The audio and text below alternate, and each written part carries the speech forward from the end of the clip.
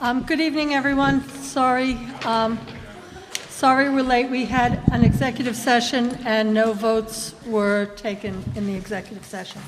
The first thing on the agenda this evening is a public hearing for the amendment to Town Code Section 14-12, Health Insurance for Public Officials. The section is entitled Money in Lieu of Health Insurance, and the section proposed will read full-time town employees and full-time elected officials limited to the town supervisor, the highway superintendent, and the town clerk are eligible for health insurance coverage paid for in part by the town. Any such employee or elected official shall have the option of either receiving health insurance or money in lieu of health insurance coverage, which compensation shall be paid as follows. An employee or elected official who qualifies for family coverage shall be entitled to receive payment of $2,400 per year. An employee or elected official who qualifies for single coverage shall be entitled to receive payment of $1,200 per year. The decision of whether or not an eligible employee or eligible elected official chooses to be paid money in lieu of health insurance must be communicated to this town supervisor in writing no later than December 15th of the year prior to the year such choice is to take effect. Payment of such money in lieu of health insurance shall be made at the end of each quarter. Any eligible employer, eligible elected official having chosen to opt out of the town health insurance plan shall also have the right to be reinstated in the plan upon 30 days. Prior written notice to the town supervisor and a prorated settlement of that quarter shall be made. Such reinstatement shall take effect on the first day of the month following the date that written notice is approved and accepted by the town board. Section 2, this local law shall take effect on January 1st, 2016. So I open the public hearing. I make a motion to open the public hearing. Second. All in favor? Aye. All right. And we'll take comments.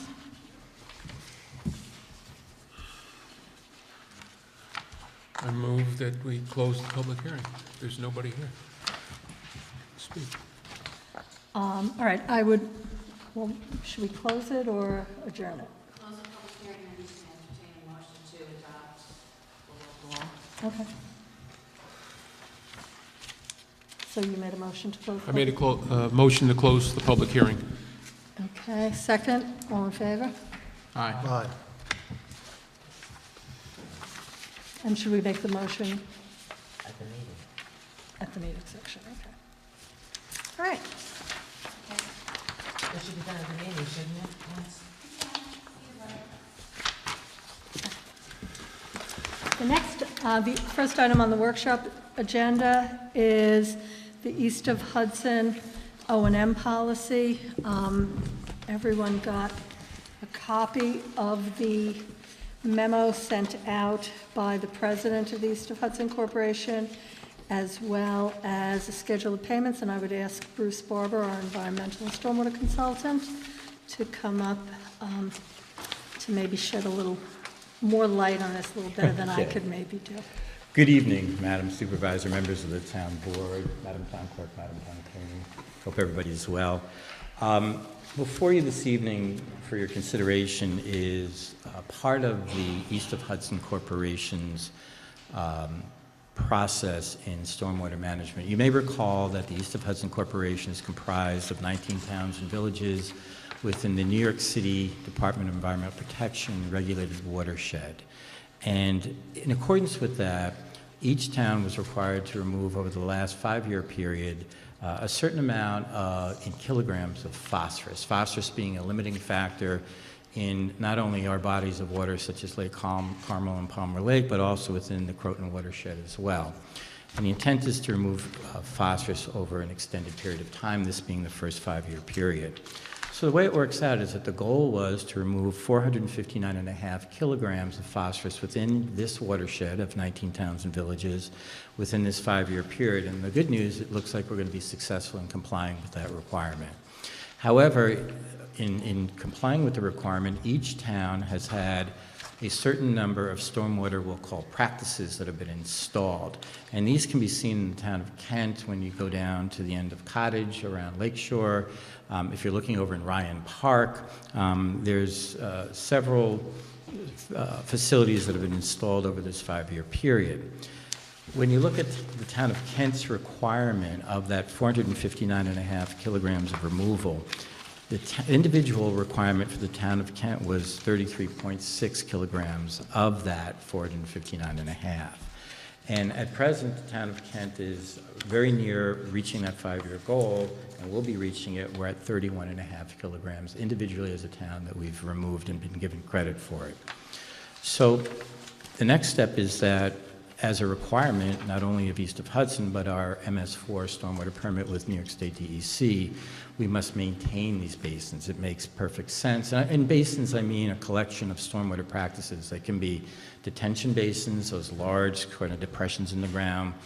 It can be a certain amount of riprap or stone at the end of a pipe. It can be practices in the ground that are kind of like look like large septic systems. So there's a variety of these practices.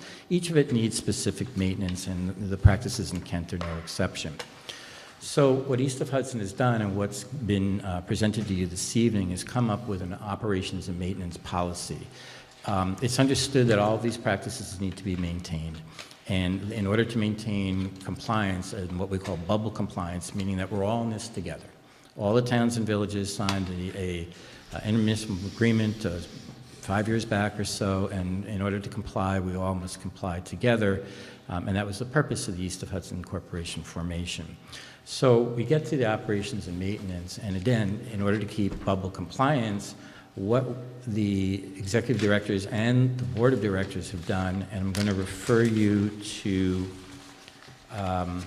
the second to last page, which says page 5 of 5, if you can all go to that.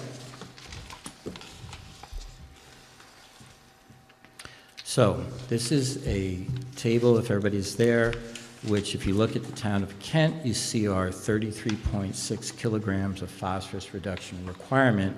At the very bottom, again, you see that total of everybody in the watershed of 459.5 kilograms. If you take 33.6 and divide it into 459.5, our responsibility is 7.31%. Okay?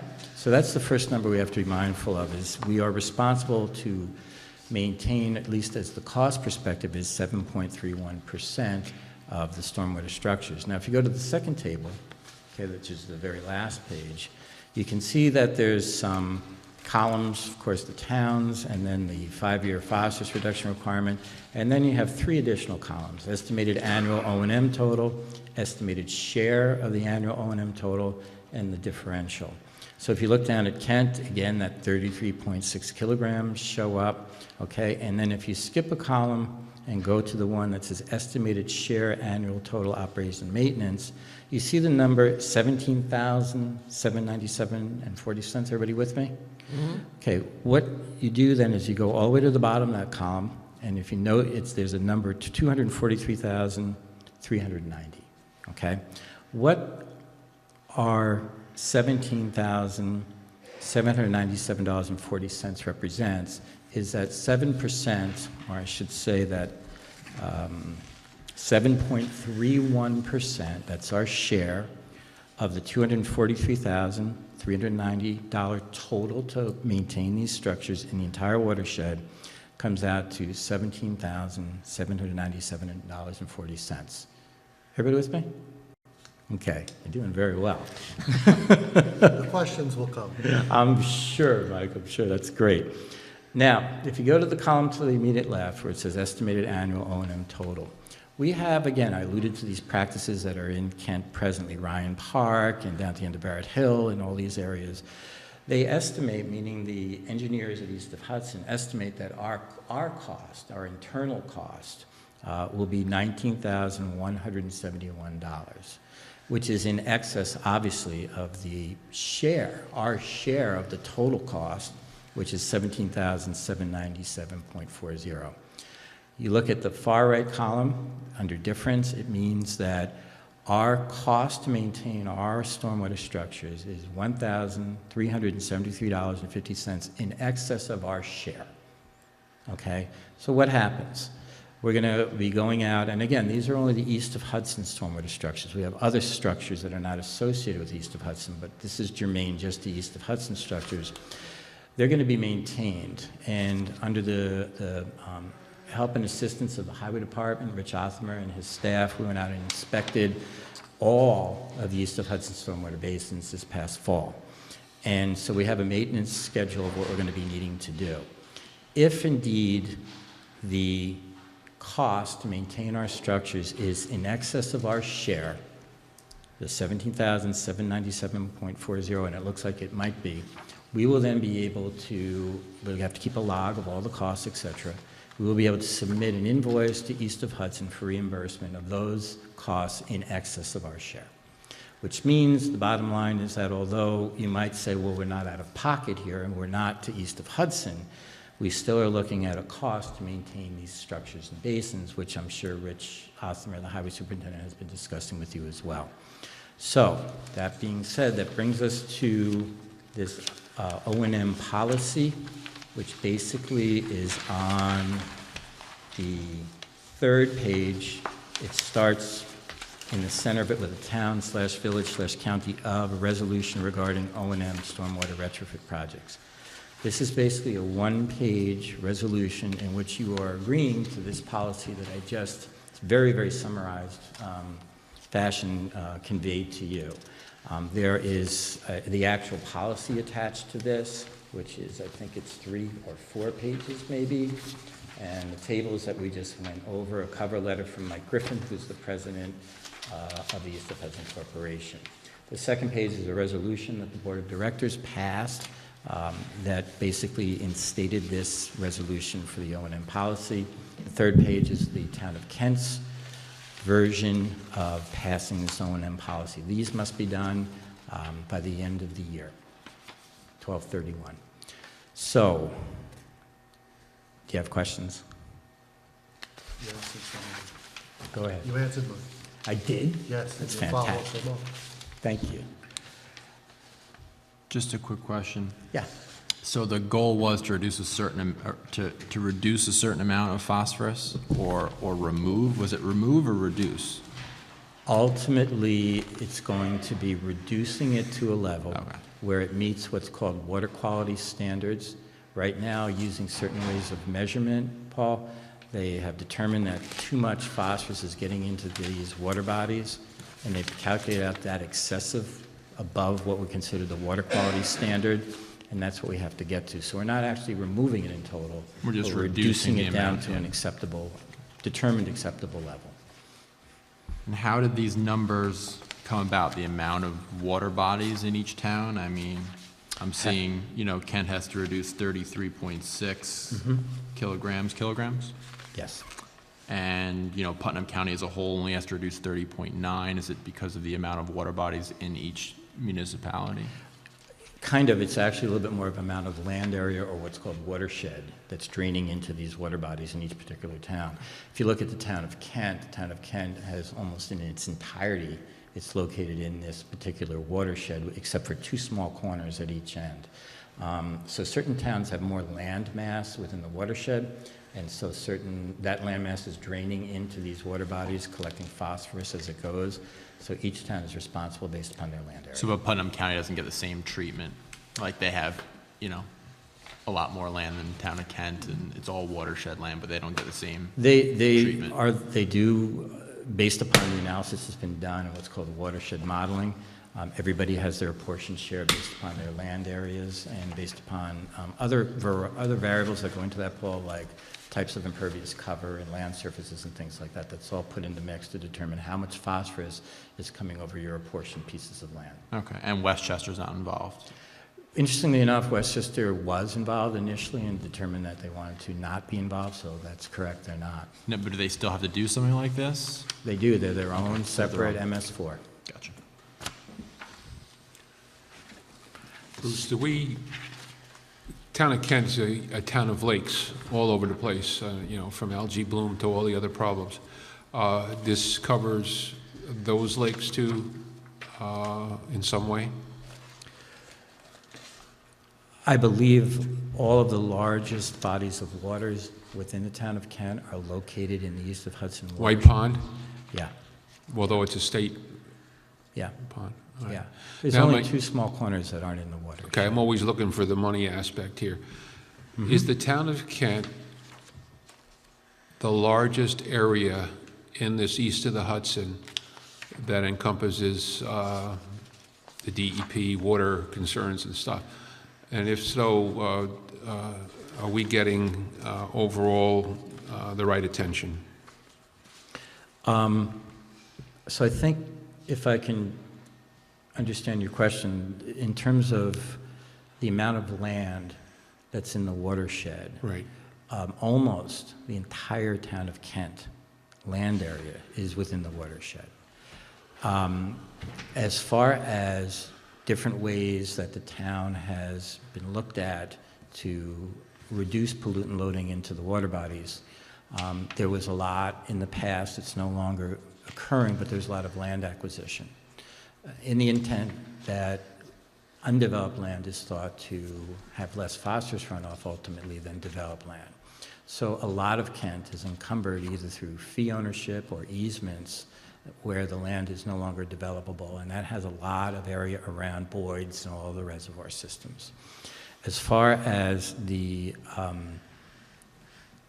stormwater practices, the initial thrust of how these practices were triaged, basically, is that they had to be located in what are called high-intensity development areas, HIDs, a lot of pavement, a lot of houses, a lot of area, small parcels. And that was the very first round of these practices. So some towns had many, many more areas like that than others. If you notice, a lot of the practices that are in Kent are around Lake Carmel because there's a stormwater infrastructure system of pipes and catch basins and drainage areas that discharge into the lake, and it's relatively easy to put a practice in place that will intercept the water before it gets into the lake. And you're going to see more areas around Lake Carmel. But that's not the only spot. We're looking at Palmer Lake. We're looking at a variety of areas that have dirt roads, that have a lot of issues with drainage, and we're hopeful that we're going to get East of Hudson money for the next cycle, which is another 5 years, what's called years 6 through 10. So we're looking at practices that are going to further expand the pollutant control. And we've done a lot of work already to determine what practices might be eligible for approval. There's a cost factor involved where there's an efficiency that's needing to be determined.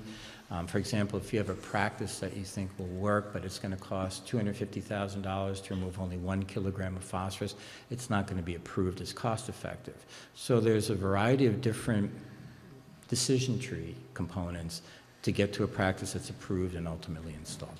But to answer your question as best I can, the town of Kent is going to be able to achieve its phosphorus reduction as required under the first 5 years, which was 33 kilograms and change.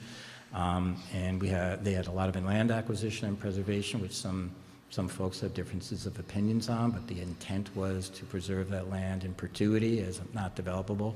So I think that Kent has done well. Okay. Not sure if that answered it, but I tried. No, I'm just looking, the bigger picture and the impact, and is DEP financially doing enough for the town of Kent?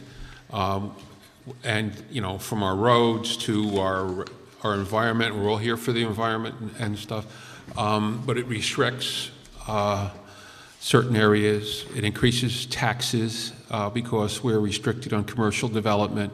There's a whole picture here. It's the community, and I see the roads. I see the money that we need to do the roads, the drainage.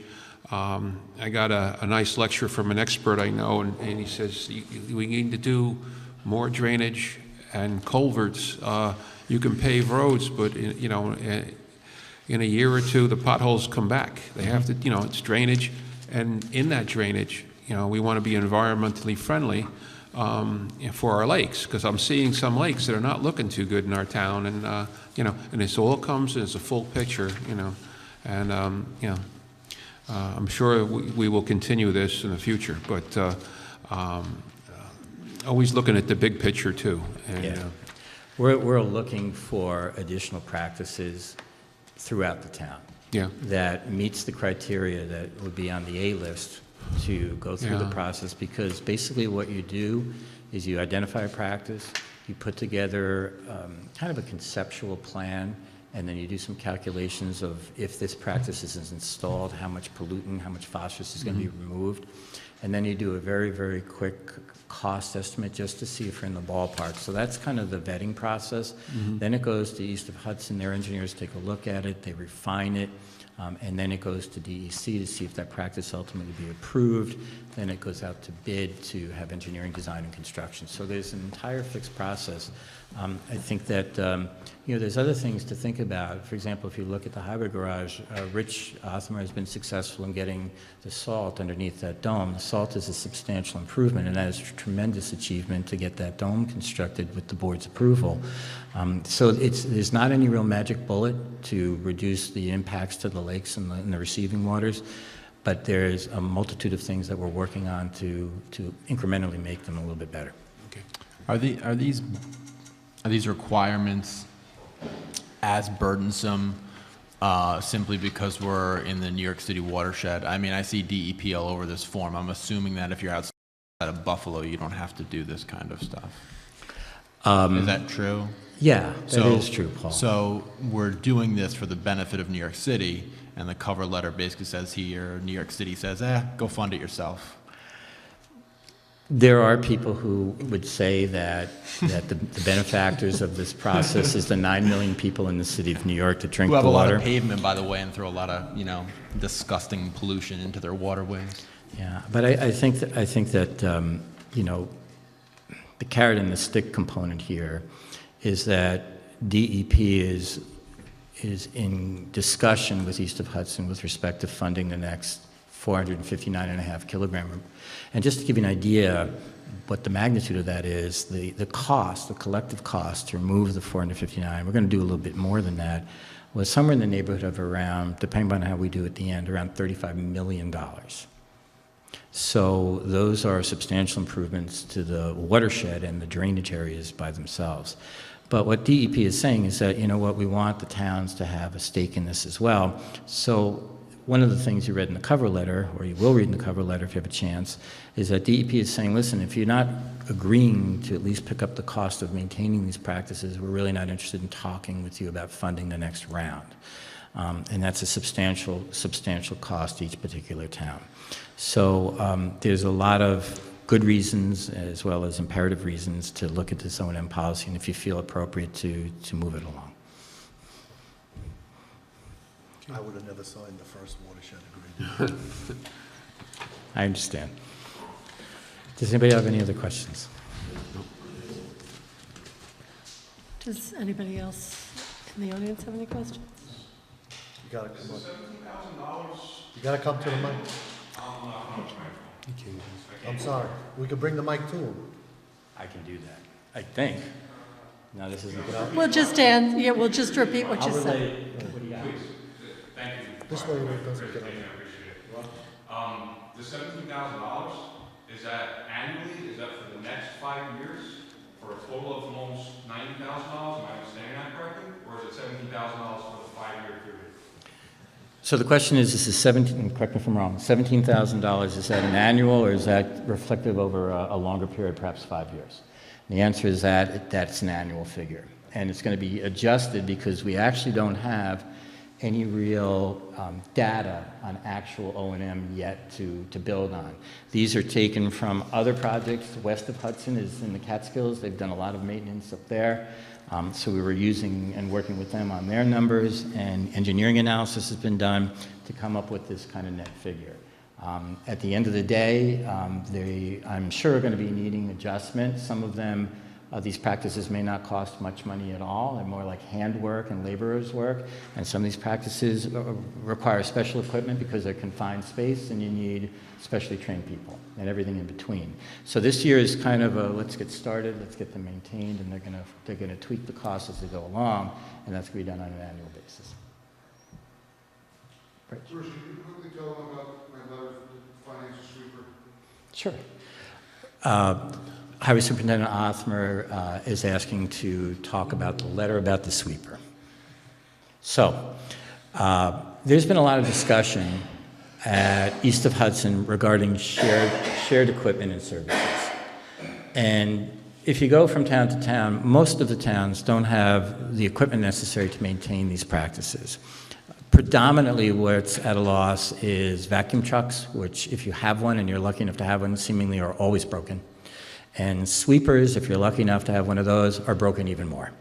And so each town is struggling with how to do the maintenance, and Highway Superintendent Othmer sent a letter into East of Hudson requesting funding to purchase a sweeper. It was discussed briefly at the directors' meeting, and where we're at in looking at all this equipment is trying to find a way to create a shared service and shared equipment pool. It's something that clearly would be cost effective. Clearly, no town wants to buy their own sweepers and their own vacuum trucks for projects that they're only going to be using maybe a couple months out of the year. And so that's something that is being talked about. It was great that the letter came in because it serves as a wake-up call that most of the towns don't have the ability to do a lot of the large-scale maintenance given the equipment they have and the manpower that they have.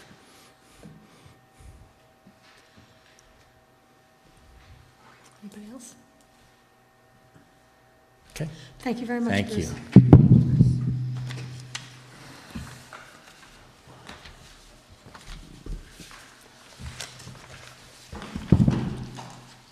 Very happy holidays, everyone. Thank Thank you. you. Thank you, Bruce. The next item on the workshop agenda is the Highway Department naming the Nichols Street Causeway.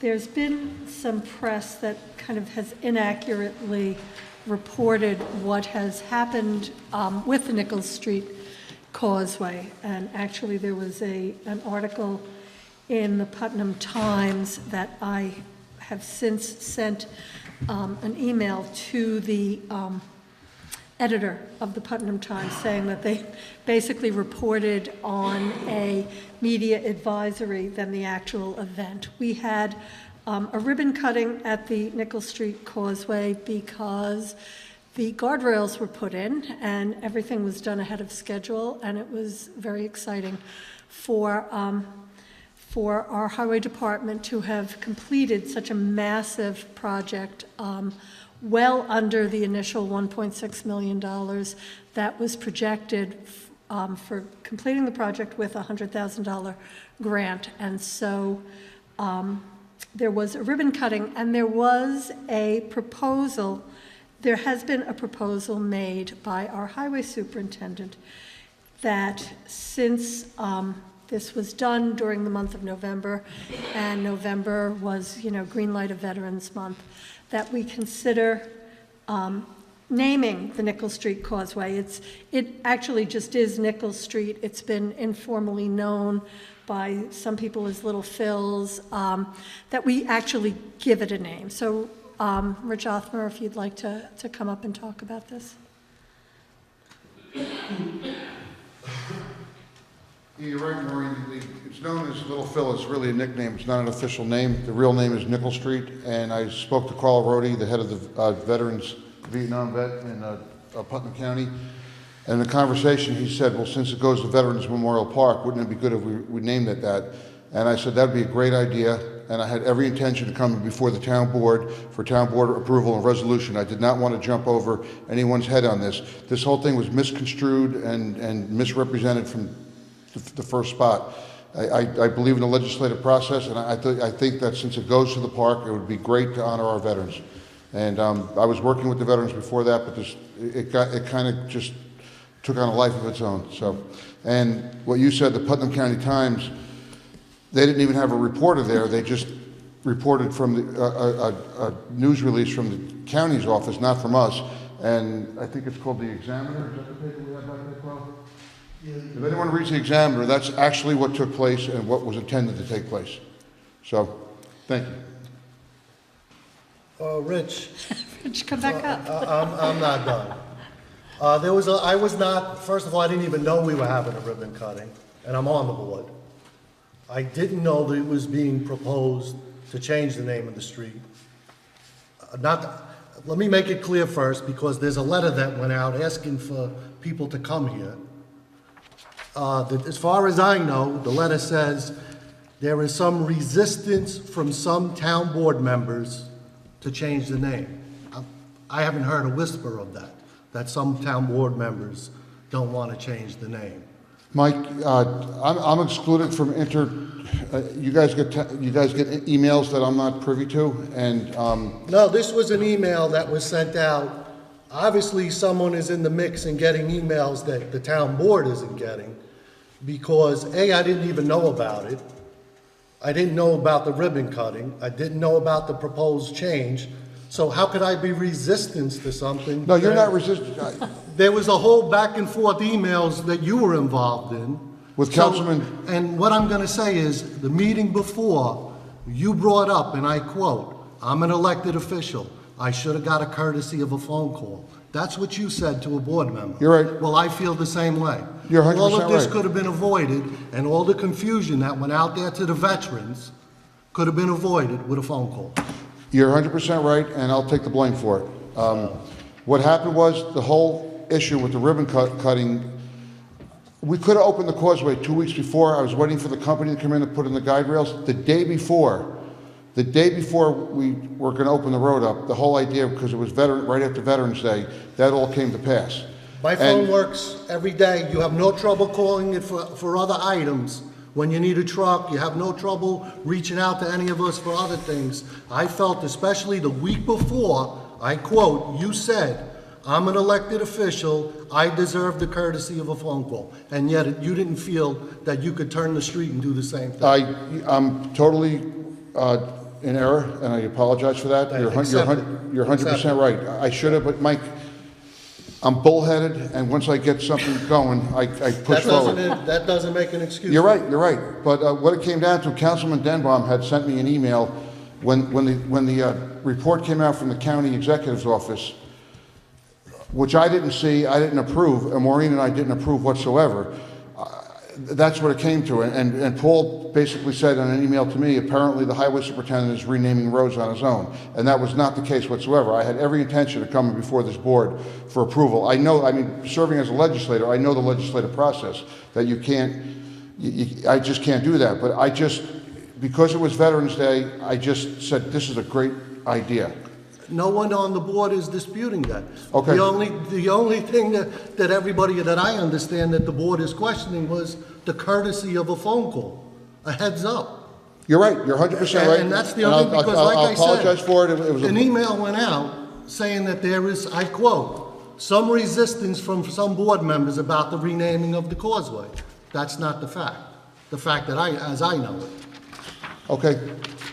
I don't know what else to say. I got, I want to try and turn this into a positive. First of all, I'm not anti-veteran, okay? Because, sideboard note there. I managed the Veterans Home for 10 years. I've been to VA hospitals. I was in Washington, D.C., White House Conference on Aging, and I went to the Veterans line of voting for different things, because there's a connection with the elderly, okay? And I can go on and on. My father was a World War II disabled vet. My father was what they call in the Army a lifer, reserves, even got called up in Cuban Missile Crisis. I thought this was a great idea, but bear with me, okay? I didn't know there was already a established name. I started doing some things crazy. And bear with me, vets, I hope you understand where I'm coming from, okay? Okay, it's a county veterans park, okay? And keep in mind, we have a memorial in Lake Carmel. I don't think we ever named that. But, maybe we do have a name, but I'll get back to it. County Veterans Park, or Putnam County Veterans Park, okay? This road, this causeway, leads to the county park. What's another name to honor our vets besides veterans? And I could be wrong, and at the end, I'm gonna say it's up to the veterans, okay? But I listed some ideas off the thing. I spent some time because, it's close to my heart. Armed Forces Way, Heroes Way, they're all heroes as far as I'm concerned. GI Crossing, military service, I can go on. The Wappingers Crossing was mentioned to me. Maybe in honoring of POWs, I don't know, okay? There's a Purple Heart. My father had a Purple Heart, and that means something to vets. And I can go on. I started to do some things, and then something, and I'll probably get hammered, okay? And I'm sorry, but I'm a big boy. You can take the first 2 swings, all right? And then I'm coming back, verbally, of course. But there's a guy I know, and he can be real tough and difficult, okay? I understand he was president of a state organization, okay? I understand he might be leading a veterans agency right now, okay? Former councilman in Kent. Really tough cookie. Great family. I'm not looking at anybody, okay? And on and on and on, okay?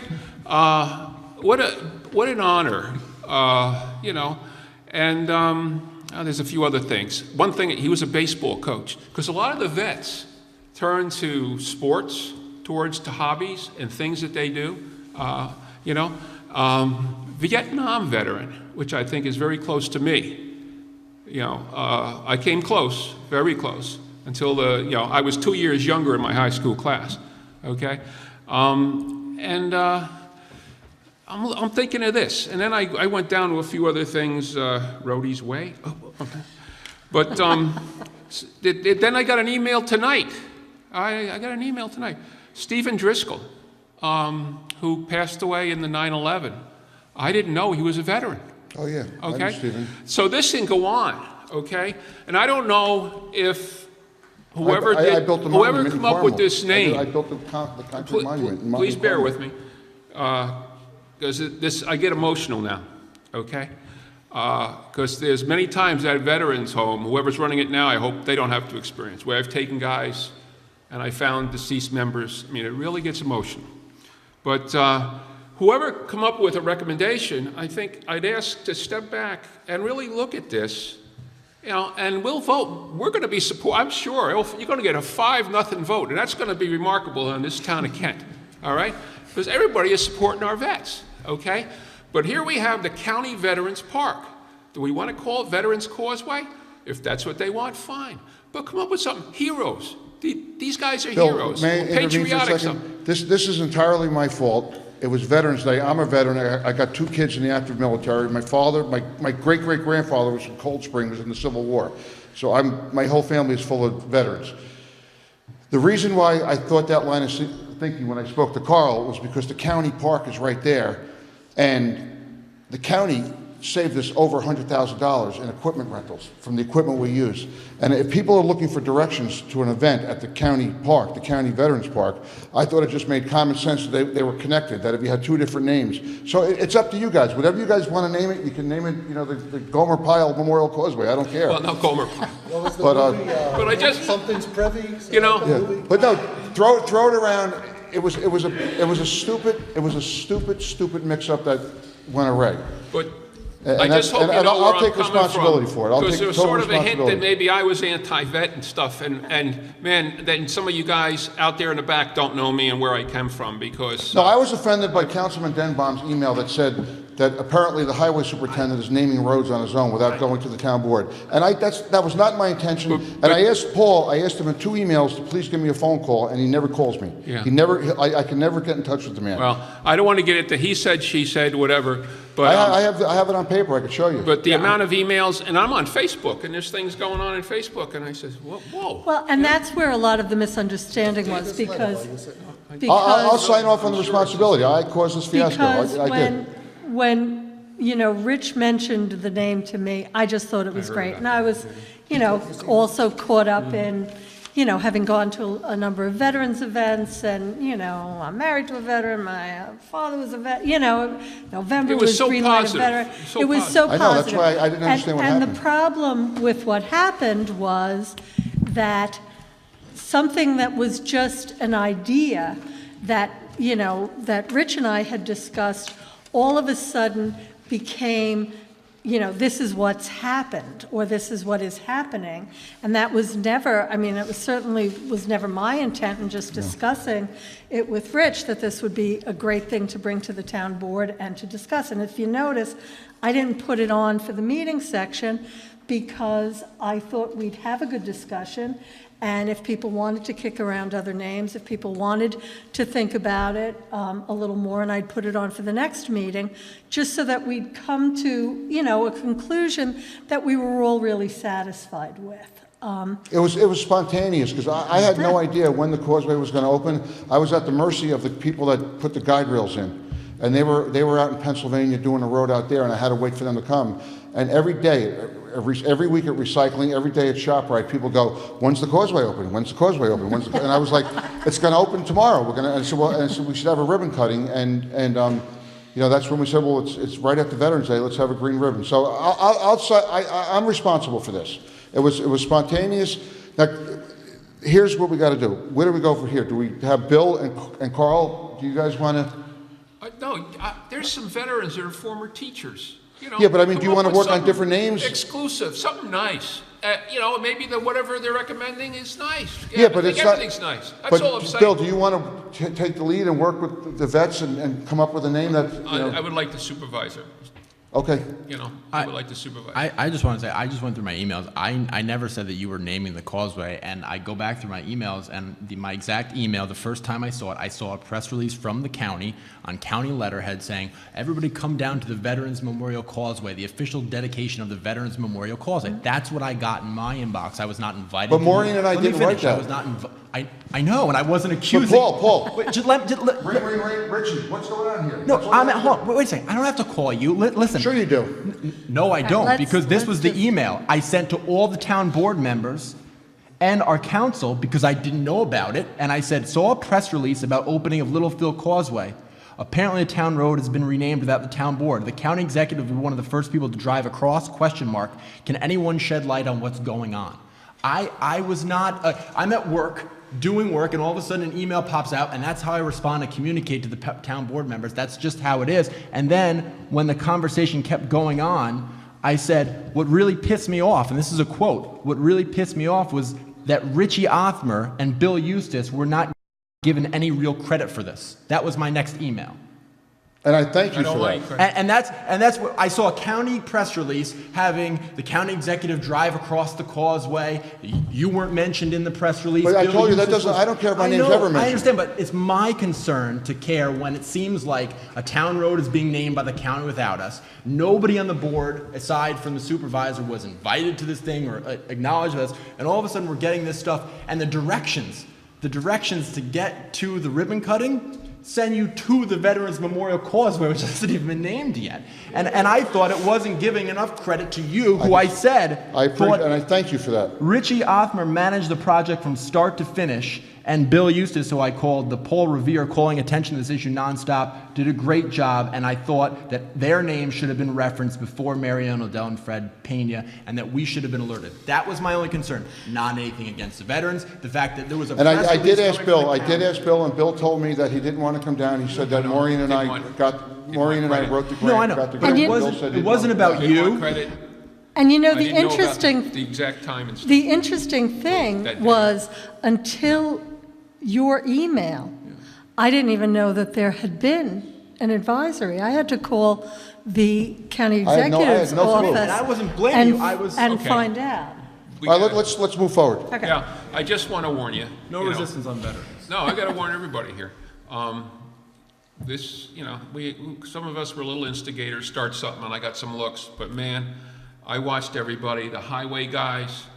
I had Othmer on his toes, right? Maureen Fleming, supervisor. With one M. We would talk, how we doing? Oh, but I walked down there, I see these guys working hard, the highway department. County highway, I met with Commissioner Pena earlier in this thing. We sent letters to Sandy Galiff. We started this whole thing, okay? And I just got back and watched everybody work so hard. Well, I'll tell you that- because the warning is that we're working on our second and third project, okay? There is so many priority needs, and I still feel, you know, I am very supportive of the county helping you out, sharing services. It's very important, but there's other priority needs. You know, Lake Carmel is one of them. A protective service initiative I'm working, you know, and I might hit on some money from the outside. Kent hasn't gotten its fair share in many different things. And I hope that before I Well, leave... I believe we're gonna getting, get- besides this grant, I believe I'm going to be getting $150,000 from Sue Serino for Horton Town Road. And I just want to say, unless you're on a machine on that causeway without any guide rails, that was dangerous work. It was built in 1890. If there was a void in that stonework and one of those machines tipped, those guys could have got killed down there. And that helicopter, how low that came down over our Yeah. guys. So the guys did a great job, and you know, they deserve a really big attaboy. There's a lot of talent in that department. They did a great job, They and that's did. why, you know, it was funny because the Putnam Times article said that, you know, Cindy Aliff, Mary Ellen Odell and I were the first ones to ride over the causeway, which Yeah, was not the case at all. It was men from the highway department, because And that's if a anybody morale deserved that booster. We honor. need to do more of that, not only in highway, but all over. I mean, I took a picture of the sanitation workers. No, that- I get a that call was back. right. Well, we weren't there that day, you know. It's morale boosting, and we need to do that too. The guys, there's a lot of talent down there. I see it every day. I mean, if you put the highway department on an island, we could build a town in about a month. Okay. You know, Can we I'm just going to summarize say this? one thing, okay, because I'm going to get my 2 cents in. The guys did a phenomenal They did a job on the great job. causeway, and kudos to all of them. And to you for getting this all put together with the Absolutely. county, but for bringing it in and doing it with the money you had. It- Ahead of schedule. It was incredible, and I was there, and I was so proud of the highway department. And I really, they are the tops, they really are. They have wonderful direction. All right, get them off. Well, I think I gotta- This is for a piece of equipment.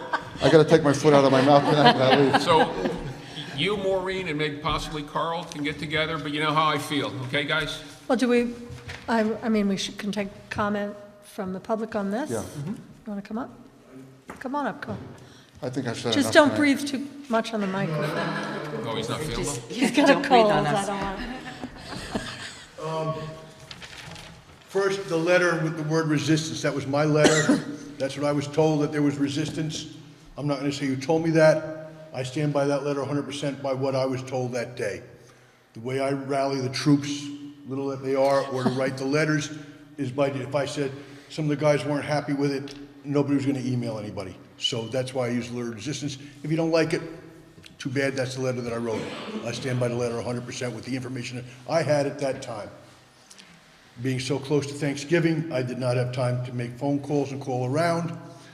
Maybe I should have, I don't know. Number 2, do not name it Rhodey Causeway.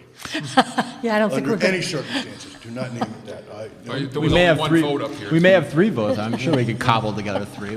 So, the only thing I would caution with the name of it, because what we've seen recently is you don't have, it seems like there's a lot of things being named after veterans, and there's not. There's very few things that are being named after veterans or a veteran's cause or an issue. If you narrow it down too much, it impacts fewer veterans. So something is right, and not wanting to mean my friends from that have received a Purple Heart, which is, you know, knock on wood, I ducked when I should have, and I didn't get a Purple Heart, but you're only naming it then after people who received the Purple Heart. You're excluding all of the veterans. If you name it after an individual person, everybody, we just recently had to go through the process of naming the sheriff's 4 patrol boats. To say it was hell to come up with those 4 names. Our first 4 names, they rejected every one of our first 4 names. And we had to start from scratch. It took about 4 or 5 months to get those names. That sounds like resistance. It was, and so I just think is wide a scope, whether it's Veterans Memorial Bridge, Causeway, I don't care, as long as it's not Rhodey Causeway, and especially not Rhodey Memorial Causeway. So, but thank you. Thank you. Thanks, Carl, Carl. before you go, my point on the letter was, as someone who sat here, I think you would have gave us the benefit of the doubt before you sent this out, without all the facts. Well, no, There was no resistance from the town facts I board. had, that there were people that were Which resisting were it. inaccurate. There was no one on the board resisting the name change. And I just wish you and would've I- checked And with I what someone. acknowledge that, and I did say, Mike, if you'd listened to me. but I you- listened You to only you. want to listen to what I said that was wrong. No, I listened to your whole said, statement. had there been more time, because the short period of time with the holiday, I would have made phone calls, but I didn't. I said that. So I acknowledge what you said already, that I should And have I said done that I'm surprised that someone who sat in this seat. And I said prior to you saying Okay. that. Okay. Okay. I'm not, Anyone else? Dale? No? What'd you say, Carl? Yeah, come up and say it Oh, again. come on. I heard you from here. All right, All right, jerk. come on. Let's not have, that's it. let's not have name calling on the, Well, it's, it doesn't. on that end, on that end. Well, it doesn't belong here that end. either. We don't call members of the public names On that end. from, Can we just summarize Yeah. what, you know, you all get a right, committee? so I would think that then a good way. surprised. All right. A good way to proceed would be to have more, No. all right, can we, gentlemen, please? Yeah. I would think then that a way to proceed is we can exchange some emails between the board. We can speak with a couple of the veterans and the We're all veterans positive though on this, groups. just so Right, you know. right. I think we just really want to Uh-oh. come up with an appropriate name. Come on up, Rich. All right, if you want to form like a little committee, like the chairman of the committee, what I would do is sequester proposed names from the town board and from the veterans, and then I'll take the names and I'll be the You can liaison. actually be the I'm happy committee with chair. veterans. Well, we'll go through the process. So Carl, I'll come down and meet with you, and then I'll meet with the town board, and we'll have, if you guys have We can different put it on names- for next meeting. Sue, did you have a comment?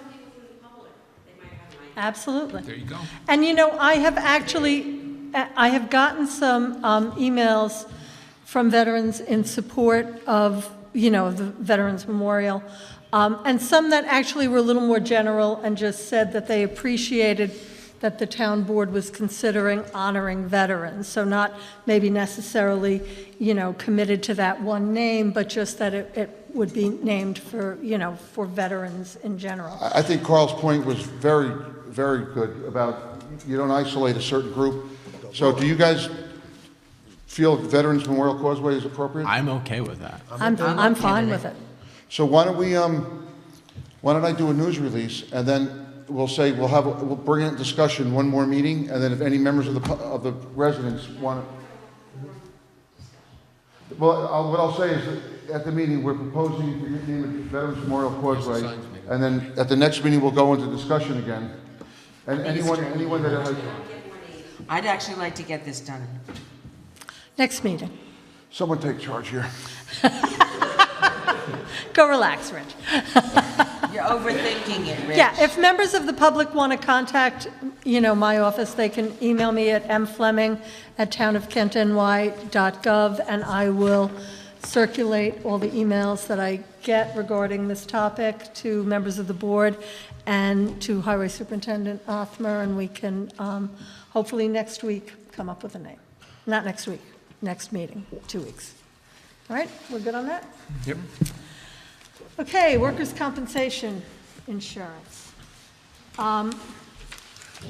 We had received responses to our questionnaire, and I sent an email around to town board members.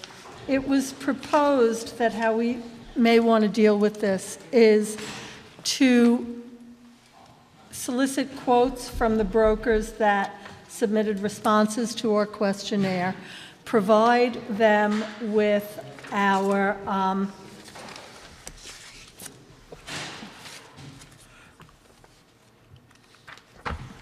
our exposures, basically, is that what they were calling it, with the, yeah, and allow them to come in and quote by noon of December 11th, so the town board would have an opportunity to review the quotes and determine how we wanted to proceed, because we really have to sew this up by the end of December. Oh, man. Sound good? Okay? We're going to have a special meeting right before January 1st, right? For Mike. You can have it. You can have all the meetings you I want. think we're having it on New Year's, Mike, is that when, Okay. No, you can have it on New Year's. He's just not coming. New Year's Eve, all Okay, right, that's what good, I meant. good. All right, so is everybody okay with doing it Yep. that way? Yep. All right. That was quick. Town clerk. We just,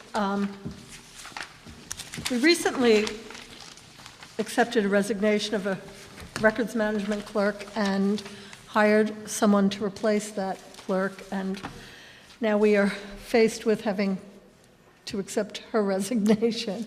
Is there a reason why? What's Lana doing to these employees? You're that tough? She left, she lives with her mother, and I guess due to health reasons, it was too much for her mother. Truth be told, she didn't like us. I'm not sure. That's not what she said. I only had a couple of conversations with her. So Lana is in the process. Lana luckily had interviewed a number of quite a candidates. few. And so she has a second choice that she's looking into, and hopefully at the next meeting, we'll be able to confirm the hiring of a new records management clerk. Planning Department, we had listed on the workshop for tonight the release of 3 erosion control bonds and escrow, but one of them we just need to do a little more research on, and that's correct, that's where we stand. So we're going to eliminate, as long as everybody's okay with the other 2, we're going to eliminate 11.1-1-28. 29, I'm sorry, I'd already crossed it out, from this evening, and go ahead with the other ones. We just need to get a little more information on that, yes.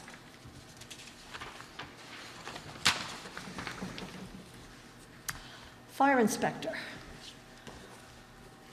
Everyone has received our building inspector's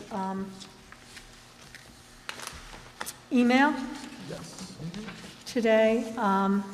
We had 6 applications.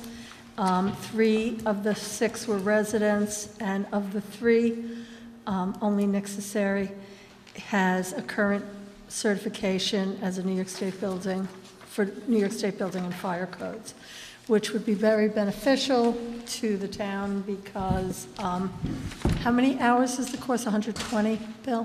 Why don't you come up?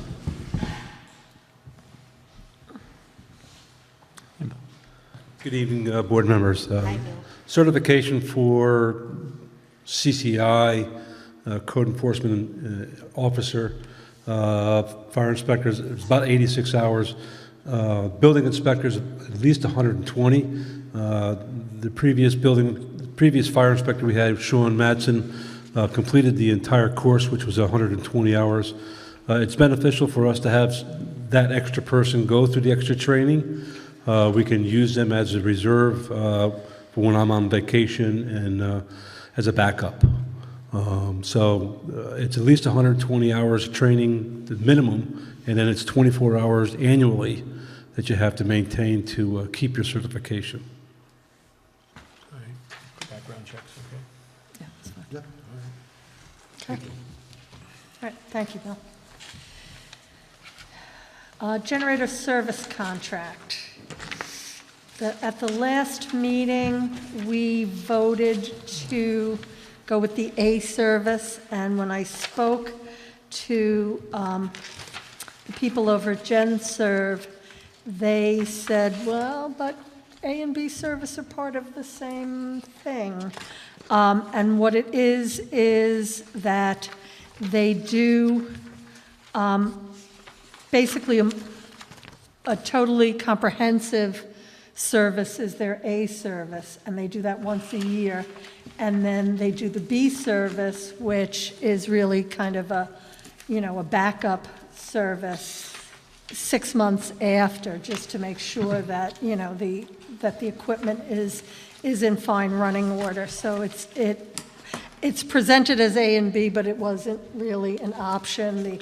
The quote was really for the 2 inspections a year. So I put it on the agenda tonight in case there was any further questions. I had sent around his email to all the board members so that we could rescind the resolution we made at the last meeting and then authorize the full service. So Yes, we're technically accepting the agreement as presented with As both the presented. A and B. right, So whoever's reading that resolution, I have to just make a little correction. okay. So is that okay with everybody? Fine with me. Okay with you? It is what it is. And the cost is the $1,745 annually? That's the additional Yeah. cost. I'm sorry? The entire cost is entire the cost. $6,975. $975. Okay, $6,975. Okay.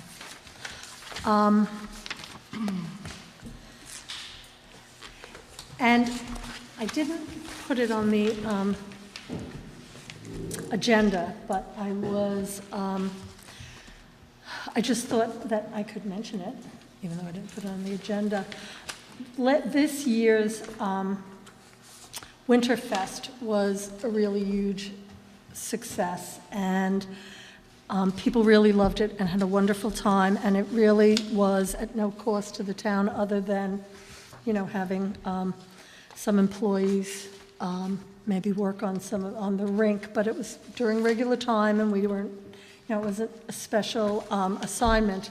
And so I have approached the Chamber of Commerce again, because they fully funded us, the Chamber of Commerce and local merchants fully funded the event this year, and asked them if they'd be interested in going forward with another event next year, and they said they would be happy to do it. So I would look forward to maybe doing it again on, this year we did it on the Saturday after President's Day, and I would look forward to maybe doing it again. I'll come back to the board, definitely with that, but I would hope that I'd have board support in going forward with another winter festival and an even bigger skating rink. So,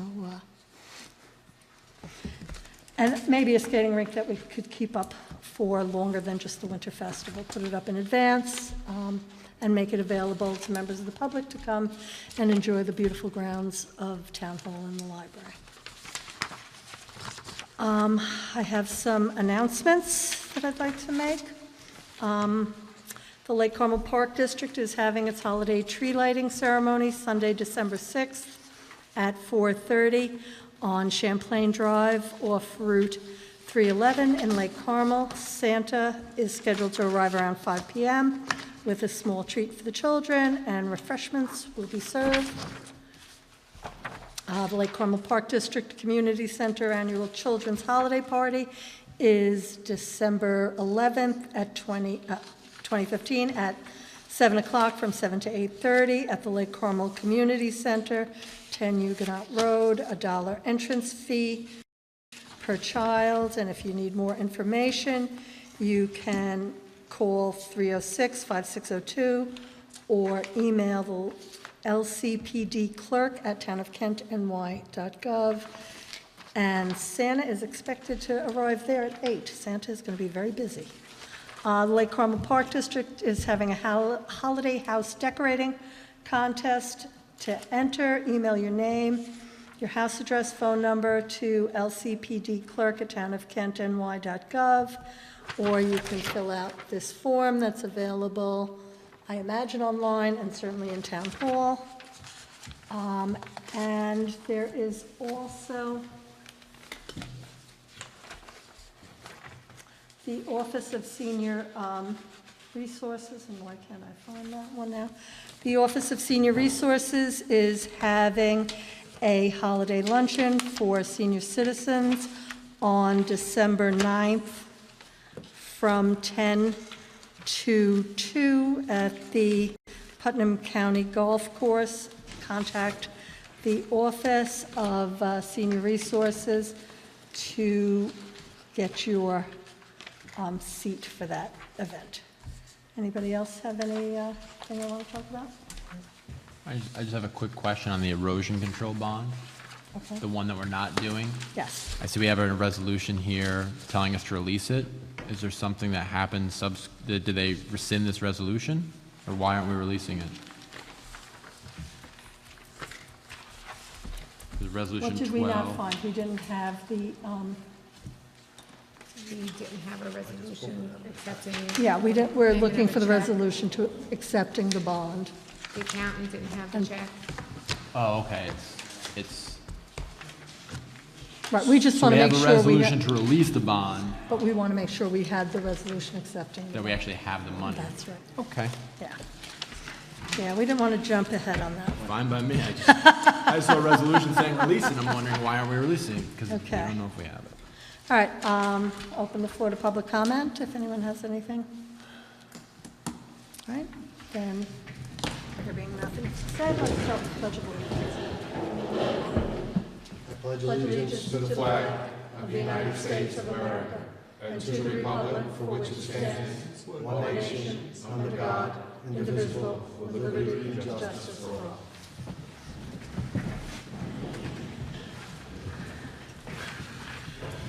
Which is this? Roll call. Present. Councilman Dendow? Present. Councilwoman Osborne? Yeah. Councilman Houston? Here. Councilman Tierney? Here. All present. Thank you.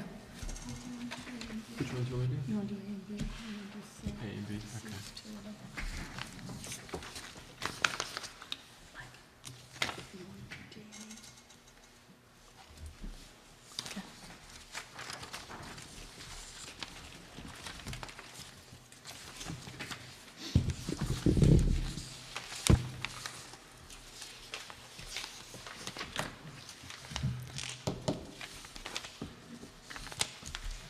Do I have a resolution for Hudson?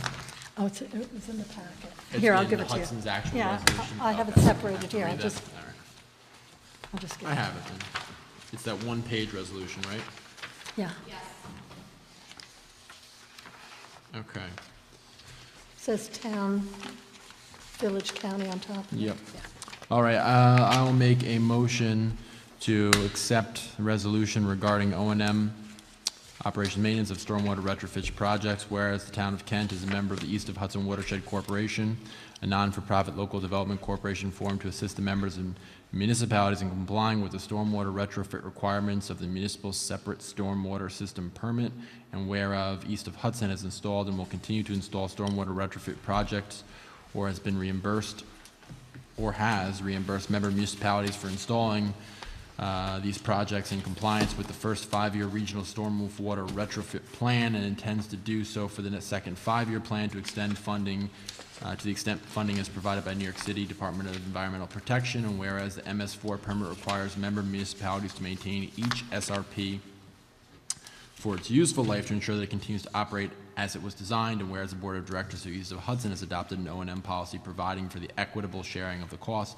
and responsibilities of O&M by all member municipalities in a manner consistent with the MS4 permit bubble compliance concept conditioned on the legislative body of each member municipality agreeing to comply with the terms and agreements or conditions of the O&M policy, and whereas approval of the O&M policy is a Type 2 action exempt from State Environmental Quality Review Act under Section 6 of the NYCRR, subsection 615(5)(c)(1), as it relates to routine maintenance of storm SRPs, and whereas the approval of the O&M policy is in the best interest of the town as it assures continued compliance with by the town of the SM4 permit, now therefore hereby resolved that the town board of the town of Kent, that the town of Kent accepts and agrees to the terms and conditions of the East of Hudson O&M policy and authorizes Supervisor Maureen Fleming to take whatever actions are required to implement this resolution. I make that motion. Second, all in favor? Roll call? Aye. Councilman Dendow? No. Councilwoman Osborne? Yes. Councilman Houston? Yes. Councilman Tierney? Yes. Supervisor Fleming? Yes. Motion carried. Okay, I like when I make Make motions and motion. then vote against them. It's just- We should really hash these things out before. It's okay. Whereas, I have no problem. Whereas, let's make a motion to accept resignation of records management clerk, whereas the town of Kent wishes to accept the resignation of Judith Ann O'Malley as town records management clerk effective the 25th of November 2015. Now therefore be it resolved, the town board accepts the resignation of Judith O'Malley, and be it further resolved that the town board of the town of Kent hereby authorizes and directs the supervisor to execute any and all documents necessary to give effect to this resolution consistent with the terms hereof and in such form as satisfactory to the town supervisor and the town attorney. I make that motion. Second, all in favor? Aye. Okay, from the planning board, we have a request for a release of a, no? Hang.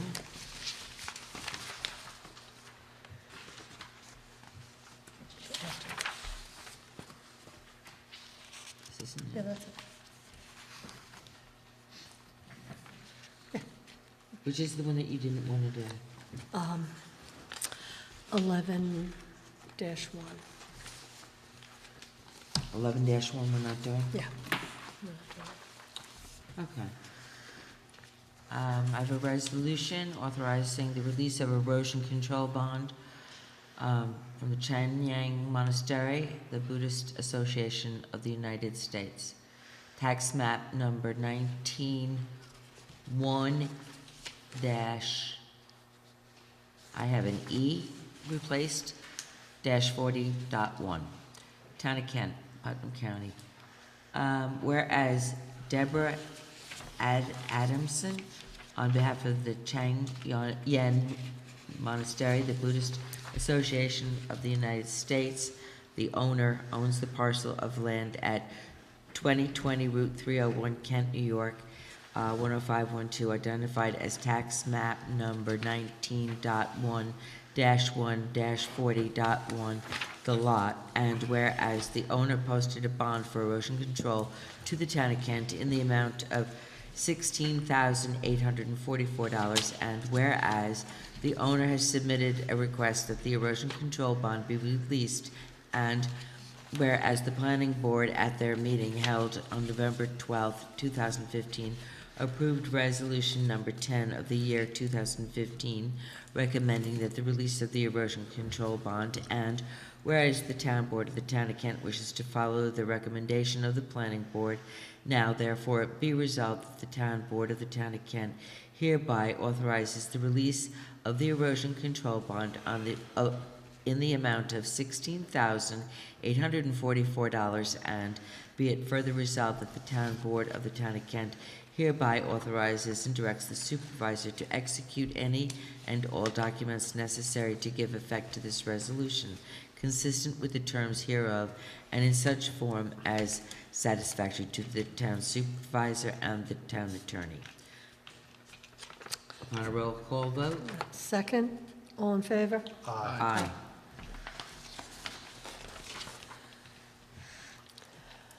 Okay, and I have a resolution authorizing the release of an erosion control bond for Stephen Fitcher.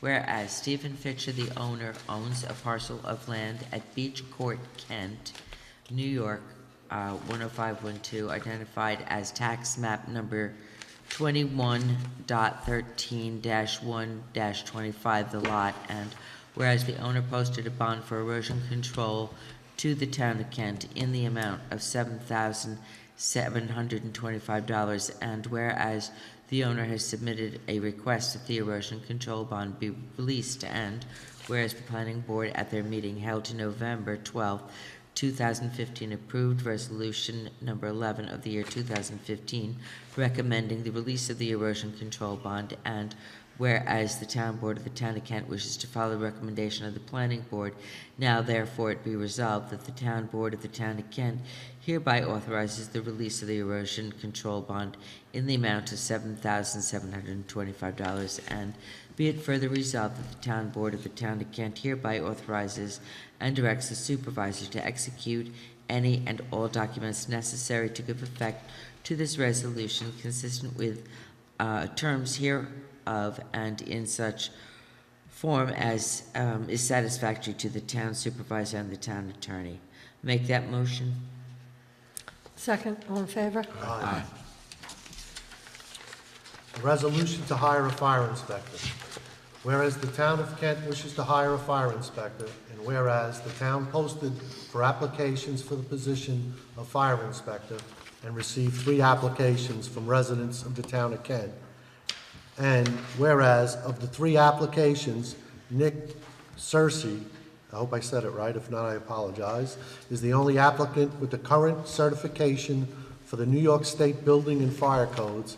And whereas the town building inspector recommends the hiring of Nick Searcy as fire inspector, and whereas the town board wishes to accept the recommendation of the building inspector and hire Nick Searcy, now therefore be it resolved that the town board of the town of Kent hereby authorizes the hiring of Nick Searcy as fire inspector for the town, and be it further resolved that the town board of the town of Kent hereby authorizes the supervisor to execute any and all documents necessary to give effect to this resolution. I make the motion. I'll second the resolution.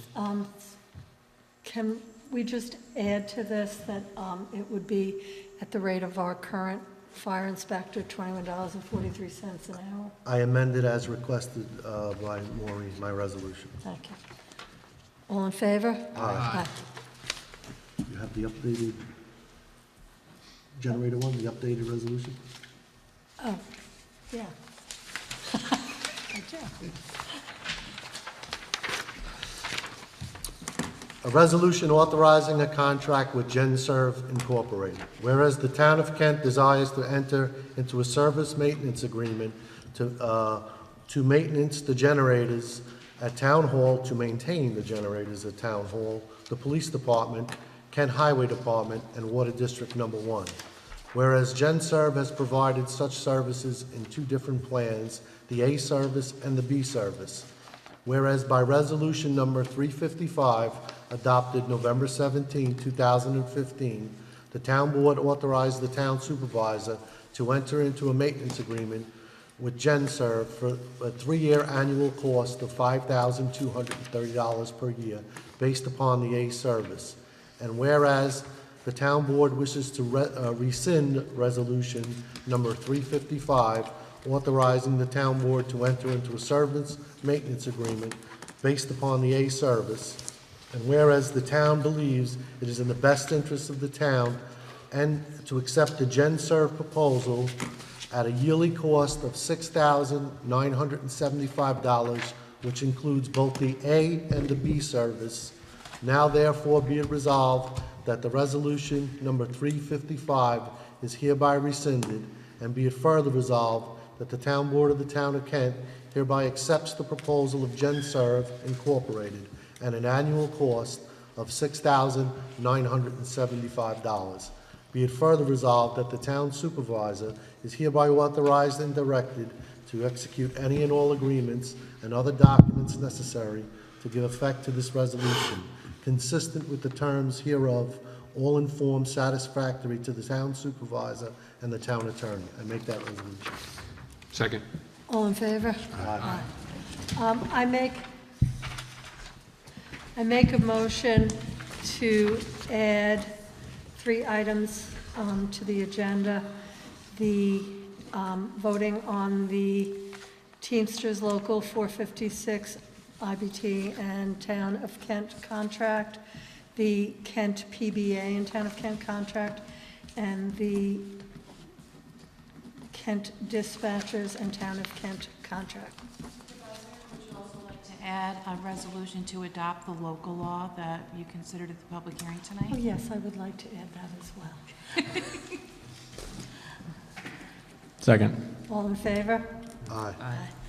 Okay, I make a motion to adopt local law 3.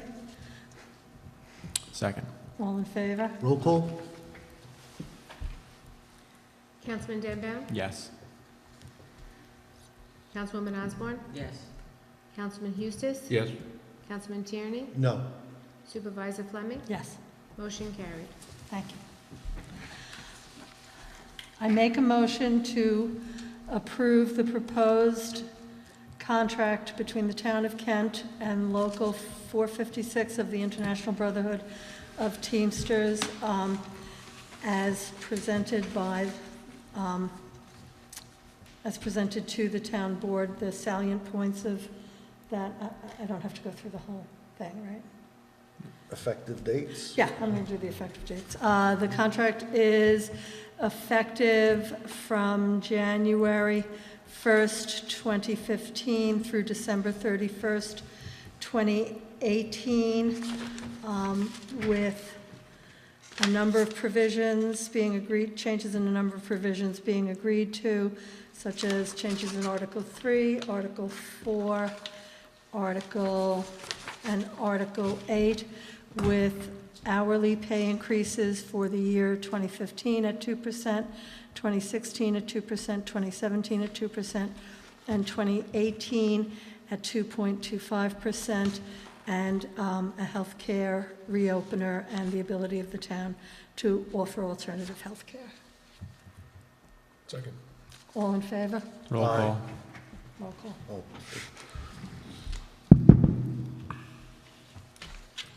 We have a roll call. Oh, I'm sorry. I didn't hear you. Councilman Danbaum? No. Councilwoman Osborne? Yes. Councilman Eustace? Yes.